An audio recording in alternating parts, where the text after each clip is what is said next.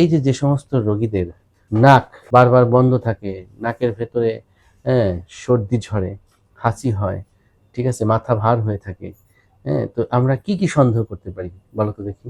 এমন কি কষ্টের মধ্যে সে পড়ে গেল যে তার সমাধান হচ্ছে না, এটা কিন্তু এখন আমি খুঁজে বের করতে চাই। তো তুমি এই যে এই কষ্টে ভুগতেছো কত বছর ধরে? আজকে 4টা বছর আমি কি কি চিকিৎসা নিছো এ পর্যন্ত? তো তোমার কষ্টটা কি হয়? আমার কষ্টটা হচ্ছে আমার নাকের ভিতরে সর্দি জমি থাকে, হুম। ওগুলা নাকের এক পাশে জমি থাকে, তো পরে এগুলা জমা হই ওভার হয়ে গলায় চলে আসে। গলা যখন আসে আমি খত করে হালাই দিলে আবার কিছুক্ষণ পর আবার গলায় জাম হয়ে যায়। তারপরে আবার নাকের কিছুক্ষণ পর আবার নাকের এক পাশে এটা চলে যায়, আসে আবার পাশে ক্লিয়ার হয়ে থাকে, আবার এক পাশে বন্ধ হয়ে যায়। এরকম আমি নামাজ পড়তে গেলে সবসময় স্যার আমি কথায় মনে হয় মানে যেসব সেজদা যাই রুকু যায় আমার মাথা শ্রেণী হয়ে যায়, আমি উড়ি খাড়াইলে আমার মাথায় ঘুরে তাদের হয়ে যাবো। তারপরে নিজ ঝুঁকি কোনো কাজে করতে পারি না, সারাদিন শরীরে এত দুর্বল। নোয়াখালী অনেক ডাক্তার দেখাইছি, ওরা বলতেছে যে কোনো অপারেশন হতে বলে না, কিছু বলে না, ওরা শুধু স্প্রে ড্রপ দিছিল আমাকে। তারপরে আমার আম্মু হইতে ভাই হইতে সবাই বিরক্ত। এমন কি কষ্টের মধ্যে সে পড়ে গেল যে তার সমাধান হচ্ছে না, এটা কিন্তু এখন আমি খুঁজে বের করতে চাই। তো তুমি এই যে এই কষ্টে ভুগতেছো কত বছর ধরে? আজকে 4টা বছর আমি কি কি চিকিৎসা নিছো এ পর্যন্ত? এ পর্যন্ত নাকে ঠাকুর দেখাচ্ছি, আবার আমি হাড়ের শ্বাসকষ্ট মাঝে মধ্যে, মানে রাতে ঘুমাতে গেলে বুকের ভিতর দুপ দুপ করে ঘুম আসে না, গলা শুকিয়ে যায়, না জিনিস তো নিচে নিতে পারি না, মুখ জিনিস নিলে ওই গলা শুকিয়ে যায়, ঘুম ভাঙে, মন ভরে শ্বাস নিয়ে ঘুম দিতে পারি না। আচ্ছা আচ্ছা। কিন্তু পরে দিয়ে নাক কি অল টাইম বন্ধ থাকে? বন্ধ থাকে, আর সর্দি লইলে 1 মাস 2 মাসও ছাড়ে না, আর এক দুদিন ছাড়ে কোনো রকম ভালো হয়, কিন্তু আবার 7-8 দিন পর বা 1 সপ্তাহ পর আবার সর্দি। এর জন্য তুমি কি কি ব্যবহার করো? আমি এর জন্য অনেক ডাক্তার নোয়াখালী অনেক ডাক্তার গেছে, আমি দেখা আপনাকে সবগুলো আনছি, এক একটা দেখাই। ও মাই গড, আর অনেকগুলো আছে যেগুলো আমি ফালাই দিছি, ইনহেলার দিছিল, এগুলো হচ্ছে সব ডাক্তার 1 2 3 4 5 6 7। আসলে কি বলবো দেখুন, ড্রপ স্প্রে, আর হচ্ছে যে ড্রপ, এই যে এই সমস্ত ড্রপ দিতে দিতে দিতে দিতে নাকের তো 12টা বেজে গেছে নিশ্চয়ই। অবশ্যই স্যার। দেখি কি অবস্থা স্যার আমার এই আন্নে মনে করেন। আচ্ছা তোমার নাকটাকে দেখি।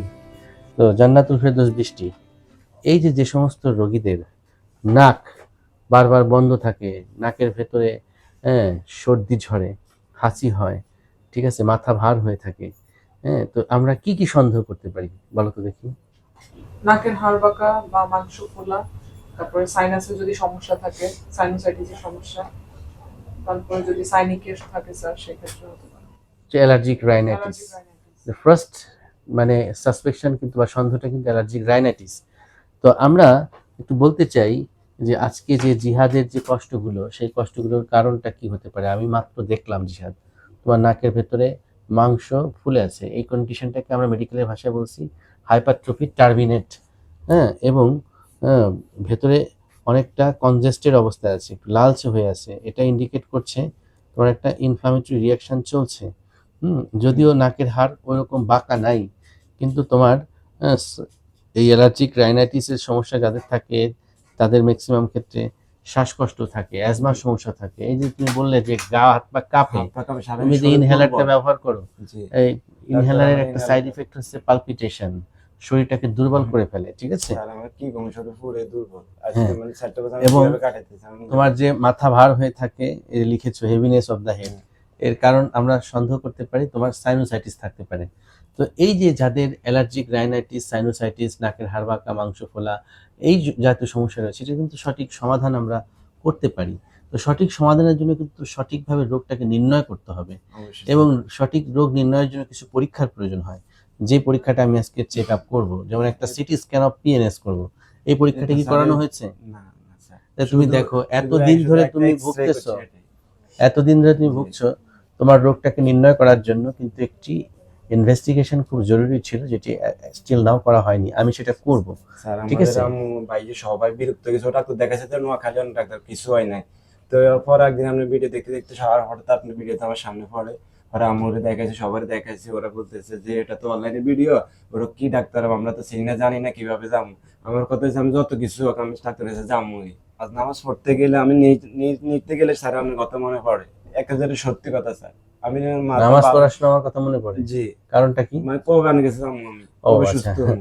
আসলে এটা আমি কি বলবো যে যখন পেশেন্টদের চাপ বেশি থাকে, সংগঠনের স্যার, সিরিয়াল কারণ অনেক এই বেশি হয়ে যাবে। জিনিসটা কষ্টটা শোনো শুধু আমার কথা একমাত্র শোনো, তুমি কোনো টেনশন করো না। হ্যাঁ, শুধু এতটুকুই মনে রাখো যে তোমার একটা ভালো সমাধান আসতেছে। আমি একটু বলতে চাই ভিউয়ার যারা আমার ভিডিও দেখেন নিয়মিত, আমি অত্যন্ত দুঃখিত যে সিরিয়ালটা দীর্ঘ হয়ে যায়, কিন্তু ভয় পাবেন না। আমি আপনাদের জন্য আমার এই ম্যালিয়াস ইএনটি স্পেশালাইজড হসপিটালে যেখানে আমি কনসালটেন্সি করছি, আমার রেসিডেন্ট মেডিকেল অফিসার বৃন্দরা রয়েছে যারা আমার সাথে কাজ করে, এরপর আমি অ্যাসোসিয়েট কনসালটেন্ট রেখেছি, যারা আমার টিমের কাজ করে। তো আপনারা চাইলে জরুরি ভিত্তিতে 6 মাস ওয়েট না করে, তুমি যদি চায় এটা করতে, যে আমার অ্যাসোসিয়েট কনসালটেন্টকে দেখাতে, তিনি কিন্তু একটা জরুরি চিকিৎসা দিত। তোমার এই 6 মাস আর অপেক্ষা করতে হতো না, এবং সার্জারি প্রয়োজন হলে সঙ্গে সঙ্গে রেফার করতো। আমি মূলত একা পক্ষে এত রোগী দেখা সম্ভব হয় না বলে আমি কিন্তু একটা শক্তিশালী টিম তৈরি করেছি। এখানে এসে নিশ্চয়ই দেখেছো, হ্যাঁ? অবশ্যই এবং সবাই কিন্তু এভাবেই দেখাচ্ছে। এতে করে কিন্তু চিকিৎসা ক্ষেত্রে যে ফরম্যাটে আমি ট্রিটমেন্ট দিয়ে থাকি, আমার ট্রিটমেন্টটা কিন্তু এই যে কম্পিউটারে নোট করা আছে, ঠিক আছে? এবং আমার এখানে যারা কাজ করছে তাদের সবাইকে আগে প্রশিক্ষণ দেওয়া হচ্ছে যে এই পেশেন্টের জন্য এই ধরনের ট্রিটমেন্টটা করতে হবে, স্যার, এভাবে আমি ট্রিটমেন্ট ভিডিও প্ল্যান একটা সাজাতে করে হবে, সবগুলো আমি দেখে হ্যাঁ? সাবস্ক্রাইব এবং করে প্রত্যেকটা রেখে জিনিস রাখছি। আবার আমি নজরদারিতে রাখি। তারপরে কোনো কনফিউশন থাকলে তো আমি আছি, তাই না? তো আসলে চিকিৎসা সেবাটা যদি আমি একই সময়ে অনেক মানুষকে দিতে চাই, সেক্ষেত্রে কিন্তু ম্যান পাওয়ার বাড়াতে হয়। তো এখানে এসে তো দেখেছো অনেক মানুষ কাজ করছে, তাই না? তো যাদের খুব বেশি সমস্যা তারা যেন আমার অ্যাসোসিয়েট কনসালটেন্টের কাছে সরাসরি চলে আসে। যারা এরকম দীর্ঘ সিরিয়ালে পড়ে যাচ্ছেন, আপনারা ঘাবড়াবেন না। ম্যালিয়াস ইনটি স্পেশালাইজড হসপিটালে আমরা বিশেষায়িত চিকিৎসা সেবা দিচ্ছি নাক কান গলার, এবং এখানে বিশেষজ্ঞ চিকিৎসকও আমরা রেখেছি। আমি সহ আমার টিমে 11 জন কাজ করছে। অতএব আপনাদের কোনো ভয় নেই। আর জিহাদ, যেহেতু ফাইনালি তুমি আমার কাছে চলে এসেছো ভাই, হ্যাঁ, আমি তোমার চিকিৎসার দায়িত্ব নিলাম। তোমাকে পূর্ণ সুস্থতার আগ পর্যন্ত আমি তোমার পাশে আছি, হ্যাঁ? এবং এই রোগটার নাম হচ্ছে অ্যালার্জিক রাইনাইটিস, সাথে টার্বিনেট ফোলা আছে। আমরা প্রয়োজনে টার্বিনোপ্লাস্টি করে দিব। আর যদি সাইনোসাইটিস থাকে সেটা আমরা ফাংশনাল এন্ডোস্কোপিক স্যার, সাইনাস আবার সার্জারির মাধ্যমে ঠিক আমার করব। মামাতো বোন একটা সেম এক নাকি সমস্যা, হে নোয়াখালী ডাক্তার দেখেছে, এর ভালো হয় না। আর আমার বলতেছে তুই আগে যা দেখা যায় তো সুস্থ, তাহলে আমি অবশ্যই আচ্ছা, ঠিক আছে। ইনশাআল্লাহ। তোমার কোনো টেনশন নেই, আমি আগে, ভিডিওগুলো সবগুলো দেখছি, হ্যাঁ, ওরও দেখেছি। আমি কথাবার্তা সবার কাছে আমার পছন্দ, সবার পছন্দ হয়েছে ভিডিওতে, কিন্তু সবার কথা হচ্ছে আমরা তো চিনি না, জানি না কিভাবে এখানে যাবো এত দূরে। হুম, তারপর আচ্ছা, কিন্তু আমার মন মানে না, আমার কাছে আমি কিভাবে আচ্ছা, ঠিক আছে। আমার সবচেয়ে বড় স্বপ্ন ছিল, যখন কোনো অসুবিধা চলে নেই। যাচ্ছি। আমি একটা কথা বলতে চাই আমার যারা ভিউয়ার্স রয়েছেন, যে এই নাক কান গলার রোগ নিয়ে আপনারা ঘরে বসে থাকবেন না।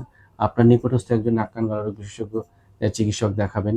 আর যদি আপনারা ম্যালিয়াস ইনটি স্পেশালাইজড হসপিটালে চিকিৎসা সেবা গ্রহণ করতে চান, আমি আছি, আমার অ্যাসোসিয়েট কনসালটেন্ট বৃন্দ রয়েছে।